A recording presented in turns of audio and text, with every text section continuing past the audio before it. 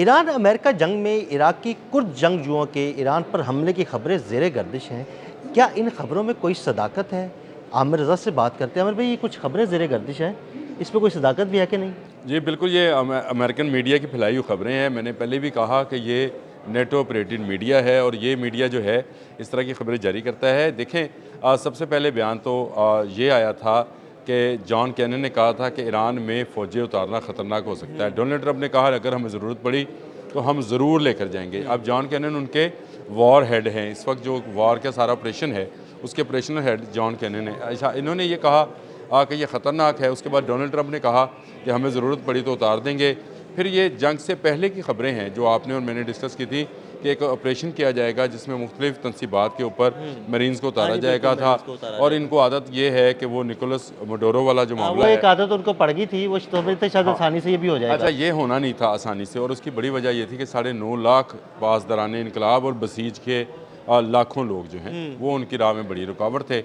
अब ये जो है मामला कि अमेरिका जो है अपनी फ़ौजें उतारे ना उतारे, इसी शशोपंज में लगे रहे और इसके दौरान में ये ख़बरें आना शुरू हो गई कि ईरान ने कुर्द हेडक्वार्टर पर हमला किया है। इराक़ के अंदर मौजूद जो उनके मुजवज़ा वो उनकी हुकूमत है, यानी वो सिर्फ कहते हैं कि कुर्दिस्तान, आज़ाद कुर्दिस्तान, वो एक अपना इलाका बनाना चाहते हैं। और मैं आपको एक बात अभी बता रहा हूँ लेकिन इस पर मैं पूरा व्लॉग भी करना चाहता हूँ, बाद में करेंगे किसी वक्त, कि कुर्द जो हैं ये पहले रोज़ से ही इज़राइल के ख़िलाफ़ हैं। ऐसे ही है। लेकिन इसके बावजूद जब ये यहूदियों की एक आदत है कि ये मौका पड़ने पर गधे को बाप मानते हैं, इन्होंने इसी तरह कुर्दों को जो है आगे लगाने की कोशिश की और इन्होंने कोशिश ये की कि सलाहुद्दीन अय्यूबी के इन वारसों को जो है ईरान के ख़िलाफ़ इस्तेमाल किया जाए, जिनका असल मकसद ये है कि वो फ़लस्तीन तक जो रियासत थी सुल्तान सलाहुद्दीन अय्यूबी की, उसको कायम करना। इस हवाले से जब डोनाल्ड ट्रंप ने पूरे हालात का जायज़ा लिया और उन्हें जब ब्रीफिंग दी गई, उसमें ये भी बात डिस्कस हुई कि अमेरिका आज तक जहाँ जहाँ अपने फ़ौजी उतार चुका है वहाँ वहाँ पर कब्ज़ा बरकरार नहीं रख सके। वियतनाम और अफ़गानिस्तान इसकी बड़ी मिसालें हैं। ना वियतनाम की जो फ़ौज थी उसने शिकस्त दी थी अमेरिका को, वहाँ की अवाम ने दी थी, और ना अफ़गानिस्तान की फ़ौज ने अमेरिका को शिकस्त दी, वहाँ की अवाम ने, या आप यूँ कह लें तालिबान के ग्रुपों और ग्रोहों ने जो है उसको शिकस्त दी थी। तो इसलिए इस ऑपरेशन के बारे में इस पर बेंजामिन नेतन्याहू ने एक तजवीज़ पेश की थी कि क्यों ना ईरान मुखालिफ कुर्दों को इसके लिए इस्तेमाल किया जाए। और ये वो मौका था जब डोनाल्ड ट्रंप ने इस बात की तस्दीक की कि CIA के ज़रिए कुर्दों को ऐसा असला फराहम किया जाए कि वो पासदारान इनकलाब का मुकाबला कर सके। और ये जदीद असला होगा जिसमें नाइट विजन्स जो है वो गोगल्स होंगे, फिर उसके बाद लेज़र गन्स होंगी, फिर उनके पास छोटे मिसाइल सिस्टम जो कि कंधे पर रखकर चलाए जाते हैं वो होंगे, ताकि पासदारान इनकलाब को इस तरफ मफलूज किया जा सके। इस हवाले से मैं बड़ा परेशान था कि भाई ये ख़बरें आना शुरू हो गई कि कुर्द जो हैं वो उन्होंने ज़मीनी शुरू कर दिया। तो इसका मतलब है मैं इंतज़ार में हूँ कि अमेरिका अपनी फ़ौज उतारे।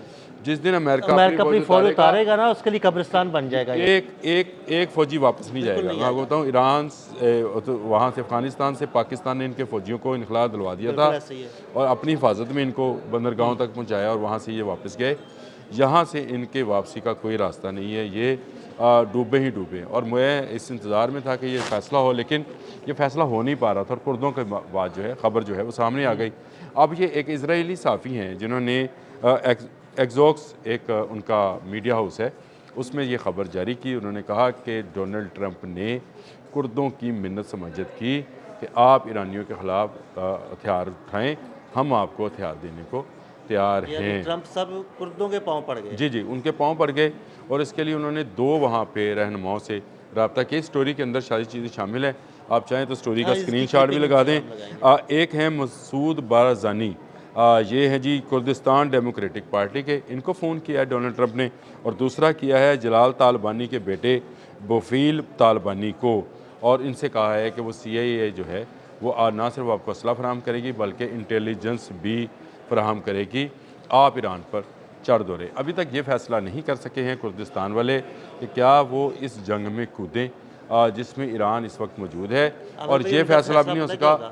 उनका फैसला यही होगा कि वो इस जंग में ना कूदें, क्योंकि उन्हें बहुत मार पड़ेगी ईरान से। नहीं नहीं, मार तो उनको पड़ेगी पड़ेगी, वो तो रहने दे, अगर कोई भी आएगा उसको पड़ेगी। मैं ये नहीं कहता हूँ कि वो कुर्द आएंगे तो उनको पड़ेगी, मैं तो आपसे कह रहा हूँ कि अमेरिका जैसी जदीद फौज भी उतरेगी तो उसको भी मार बिल्कुल पड़ेगी। ऐसे ये हो नहीं सकता कि वहाँ पे ईरान में बच्चा बच्चा जो है वो मुजाहिद है इस वक्त, ऐसे ही और बच्चा बच्चा शहादत की तमन्ना लिए हुए है।